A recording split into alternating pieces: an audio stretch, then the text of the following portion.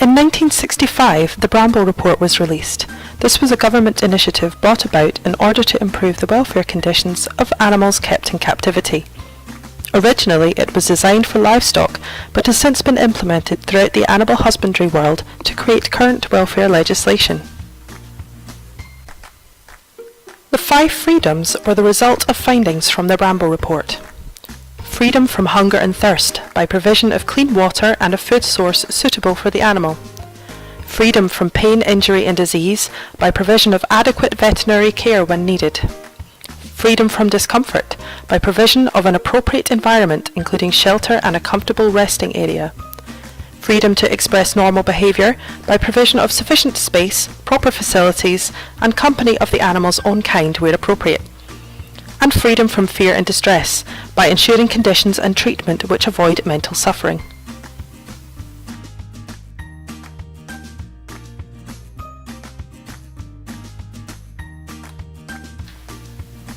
The Zoo Licensing Act 1981 requires inspection and licensing of all zoos in Great Britain.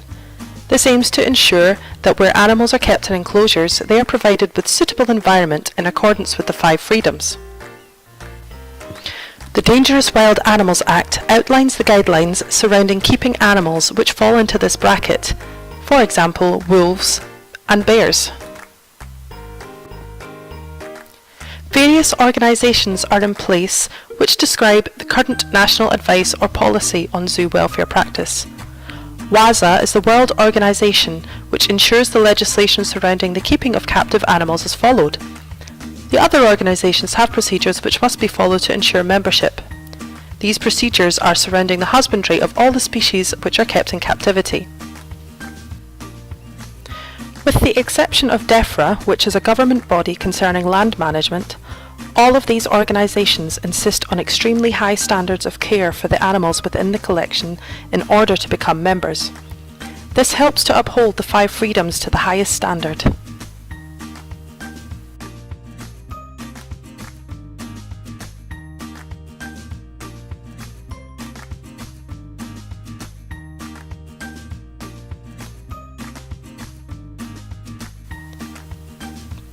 The role of the keeper is an important one. They must work closely with the animals within their care to ensure the 5 freedoms are followed. This includes keeping track of any important events using an appropriate system such as ZIMS, which is the Zoo Information Management Software. They must also be actively involved with the education and conservation efforts within the zoo. As the keeper is hands-on with the animals, it is important for them to observe welfare conditions on a daily basis to ensure the high standards are maintained. It is also the role of the keeper to watch for any indicators of poor welfare standards. This includes the health of the animal, whether it is in good or bad health, is the animal able to perform natural and normal behaviours, provision of clean accommodation, provision of food and clean water, when needed adequate vet care, and are there any presence of stereotypical behaviours. Stereotypical behaviours can be indicators of poor living conditions. These behaviours are described as non-natural behaviours that would not be seen in situ. These can be brought about by various reasons. The Visayan warty pig needs adequate wallowing facilities within their enclosure, as well as surfaces to rub their skin. Failure to provide adequate facilities could lead to stereotypical behaviours such as apathy and anorexia. Large carnivorous animals such as bears are often kept in zoo collections. Failure to provide large enclosures fit for purpose can lead to stereotypical behaviours such as pacing. There is a well-documented case of a polar bear being kept in very small enclosure. Unfortunately, sometimes these behaviours are irreversible once established. However, most can be reversed if welfare standards are improved. These lion-tailed macaques were previously kept in an enclosure which was unfit for purpose due to being too small for the troop. This led to stress developing, which caused some individuals to overgroom. Thankfully, this behaviour ceased once they were provided a larger enclosure. By providing adequate enclosures for the animal, this should help prevent the development of stereotypical behaviours. Understanding the social structures of the animal allows the provision of needed company, such as in the case of lion-tailed macaques. They have a complex social structure involving a hierarchy system. This is important to understand for many reasons. It allows the keepers to provide suitable enclosures, which include visual barriers to prevent aggression between lower-ranking individuals. This also is helpful information to know should an occasion arise whereby human intervention is needed. If an infant is hand-reared for any reason, this may make it difficult to then introduce the individual into the troop. The youngster may imprint on its human parent, rendering it unable to learn the social skills needed to become a valued member of the troop. Providing adequate enrichment and stimulation which replicates the environment in situ allows the animals to perform natural and normal behaviours.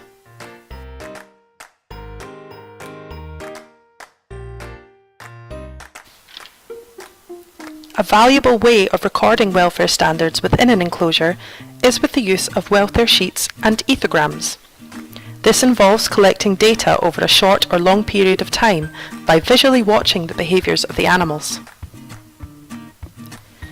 Data collected from ethograms showed the macaques spent a total of 40% of their time foraging, 30% playing alone and with others, 11% eating, with other behaviours filling the rest of the time during the day. Each time we visited the enclosure, a welfare sheet was completed, documenting the overall state of the area. It was noted that although the enclosure was large with adequate visual barriers, the enrichment within the enclosure was rarely changed. This will make an impact on our enrichment design. Afternoon, the keeper will monitor the behaviours of the macaques while they are being fed. This allows the keeper to ensure the animals are kept at a good welfare standard. The actual physical contact with the macaques is kept to a minimum to avoid any undue stress occurring.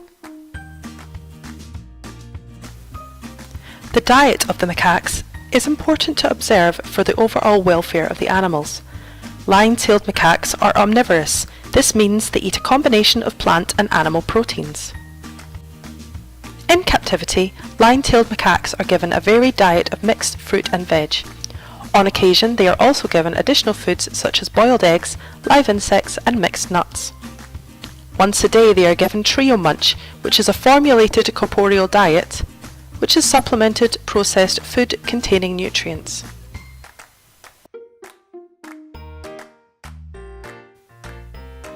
Through observing the macaques' behaviour, we discovered that they are naturally inquisitive animals with extremely dexterous digits.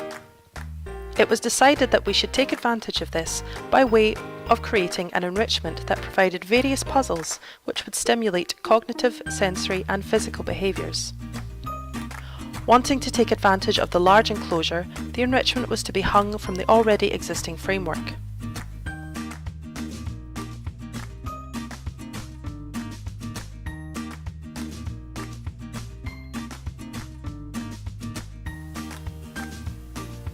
Our final design consisted of a puzzle box with various components such as drawers and sliding doors.